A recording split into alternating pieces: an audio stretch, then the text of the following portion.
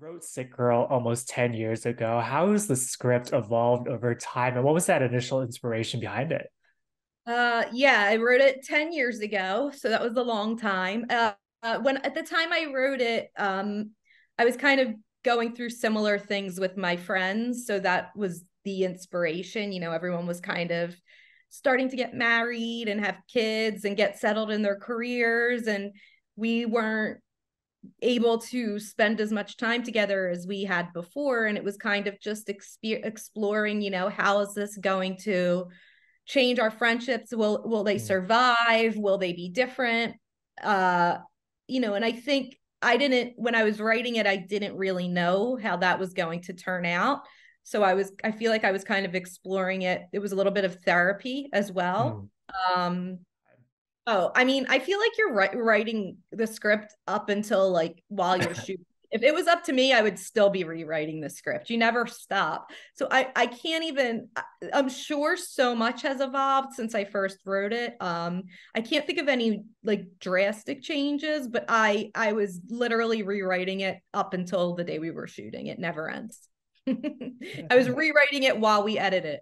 Yeah, there's so many incredible women who are part of this project, both in front of and behind the camera. Who are the women in your own life who've impacted the storyteller that you are today? Definitely my girlfriends. I've been very lucky in that respect. And I think they gave me a lot of the confidence to be able to go out and tell these stories.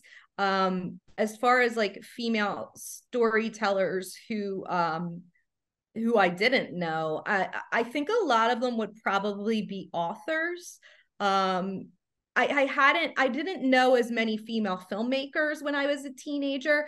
I can specifically say My So-Called Life was a huge influence on me. I think that was like kind of the thing that made me decide I wanted to enter the entertainment business and do this. And that was Winnie Holtzman, who was the creator of that. So that was a very big one. But yeah, I think a lot of it besides that was reading a lot of books by female authors. I can't even think of anyone off the top of my head right now, which is awful. Um, I really liked Jennifer Egan. I'm trying to think of who else.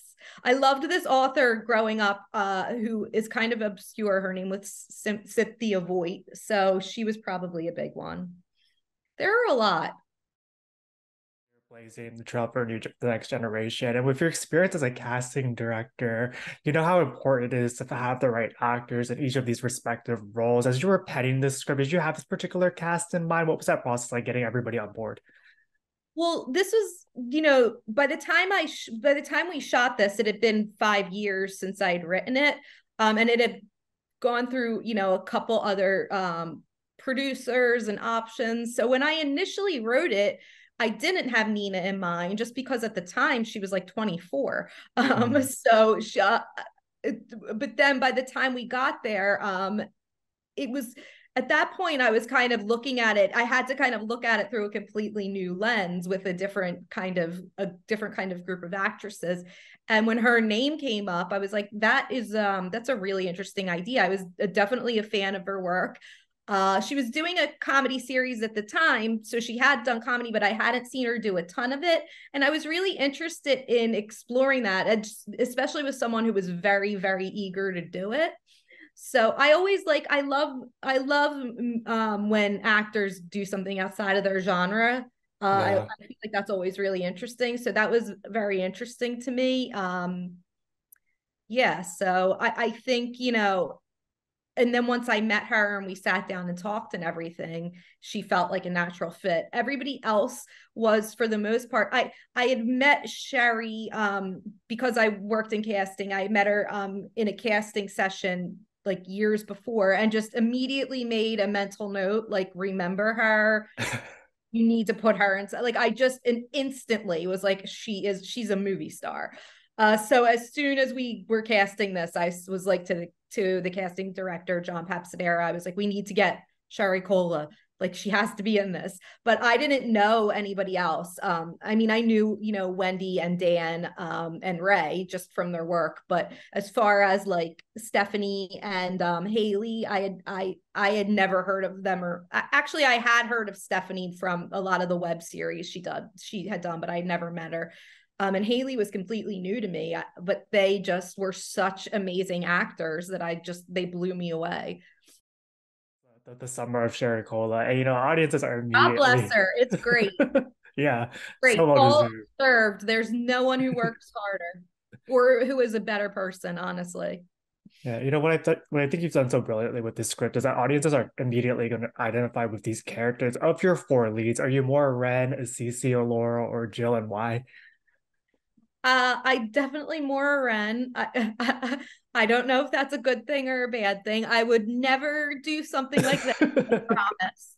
I don't know that my friends would be nearly as kind if I accidentally had them shave their heads as the girls are in this. But yeah, I think, I've definitely gone a different path than most of my friends. I don't have kids and I'm not married, and there was definitely like, a period of time where I was very, I really wanted to have this career as a director and writer, and it takes a long time, and you're kind of, watching the people you love, who you've grown up with, establish these lives and get these houses, and start to settle down, and you're kind of like, what am I doing? Like, is that, what Mm. am I doing? So yeah, I would say I would definitely, I'm not so much a Ren now, but I think there's always a little Ren in my Yeah, heart. I feel like there's a little red in everybody. Throughout the film, we see the snowball effect of what happens after Ren tells that lie about having cancer, and things get progressively worse as the film goes on. But you do such a brilliant job keeping it grounded. How were you able to toe that line so delicately? It was hard. I was really aware of what I was doing. I knew that, this could be something that a lot of people wouldn't want to get on board with, because she was pretending to have cancer. I knew it would be tricky. And I wanted to, for me, I wanted to make it as clear as possible that I was never mocking people with cancer or the disease. I was mocking this person's insecurities Yeah. and, her impulsiveness. So I think writing it, that was always something that I was very aware of. And then, Leo, the character of Leo, I feel like helped a lot in that regard, and just in showing an actual person, the face of someone who actually has cancer, and what that must feel like for them, for someone like Ren to kind of do something like this, and just to see them so heroically, like, I love the way he handled Ren, and Yeah. um just with the maturity, but also like a sense of humor and a kindness, that felt very heroic to me. So I was hoping that, through my writing of Leo, and balancing and having someone calling her out on her shit, that would kind of, it would show people that I was aware of what I was doing, and this is a story that we're telling, and obviously I take cancer very seriously. It's nothing to mock or joke about. Yeah, you definitely accomplished that. The chemistry between your four leads is incredible, and you really do believe that they're childhood best friends. Was there a moment on set when you realized you were all creating something special, and that dynamic between the four actresses was exactly what you needed slash wanted? I realized it on the very first day. Mm. I We had spent a tiny bit, it was a very short schedule. We didn't have rehearsal. We didn't even have a table read. So they didn't meet until we got to Tulsa.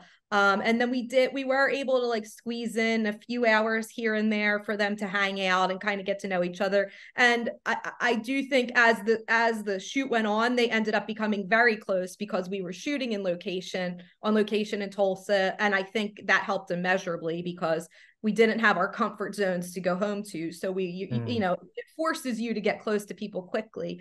But the first day was kind of it was just a disaster. We were like shooting at a pool, and we were actually shooting at our hotel's pool, and they forgot we were supposed to get they were supposed to get permission to shut the pool down, and they forgot. And then there was construction going on, and they forgot to like end the construction at a certain time. So it was just chaos. And there was all these people in the pool, and Mm. people were taking pictures, and the girls are trying to sit in these lounge chairs, and their mic packs are like sliding into the water. I think a light fell on one of them, and like they were just, I think, it's like, how they say there's like crazy experiences bond you. I think they were all just like, what is going on? And then immediately, like that was the first scene we shot, was the scene of them at that pool. And they just immediately were like riffing off each other. And right away, I was like, oh my God, this is going to be amazing. Like as soon as we started that. And it was like 900 degrees out. Like it couldn't have been worse. And they just immediately were like in it. And I think after that, it was kind of like, all right, we've got this. With this next question, but time is never a luxury when you're working on a feature, but you have this dream team of collaborators, many who are versed in the comedy genre. As a writer director, how did you create this space for these actors to improvise and take agency over their characters and make them their own? What was that collaboration process like?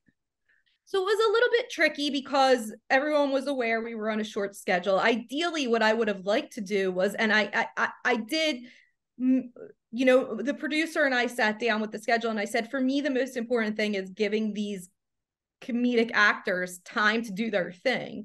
So Mhm. I really did try to schedule in as much time as possible where they could improv and play around. And it was difficult. It really was. We just didn't have a ton of time. But there were, specific scenes where I would say, like, these are the scenes I really want to give a little bit of extra time to. And I think just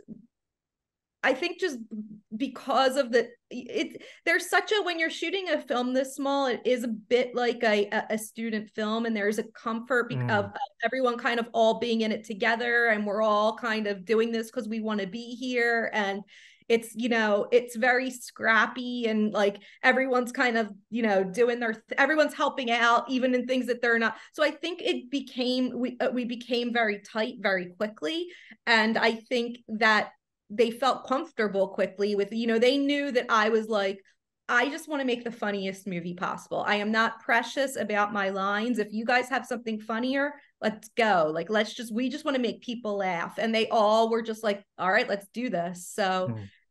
I think we were just all artistically very much on the same page. Yeah, this film has so much heart and so many laughs. There's so many important themes that you're able to convey throughout the film, from the importance of female friendships to living life to the fullest. Why do you think comedy lends itself to this type of storytelling? What do you hope audiences take away? I think something that I've learned from my friends is that I feel like I was a pretty serious person for a while growing up, and I think what they taught me is that there is humor in most situations, and if you can find it, they're a lot easier to take. So for me, I think what I'd like people to take away is to try and keep a sense of humor and find the funny when you can. Because that, for me, I think has been one of the biggest lessons of my life. I think, laughing at yourself and at the circumstances around you makes everything a little bit easier to take. Mm. I know that's not always easy, and in some cases it can be impossible. But for me personally, being able to laugh at myself or like the absurdity of a situation has always helped.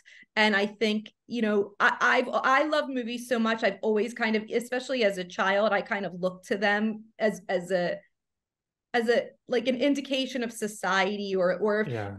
if as older people, like, this is the way they behave. So if people find a way to kind of incorporate humor into their life, I think that would be great. I feel like we all need to laugh, especially like in the current world. We all need to laugh as much as possible. So Beautifully said. And with this being your debut feature film as a writer and director, what was the most surprising part about this journey? What was the biggest takeaway for you?